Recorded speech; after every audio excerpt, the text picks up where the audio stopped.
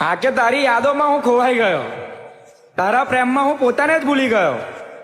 માન્યું કે તને ચાહવા વાળા હજારો હશે મારી જાન, પણ મારા જેવો કોઈ ચાહે ને તને તારી જિંદગીમાં તો તને સાચા દિલથી પ્રેમ કરનારો આશિક મરી ગયો. बातों की हरी गया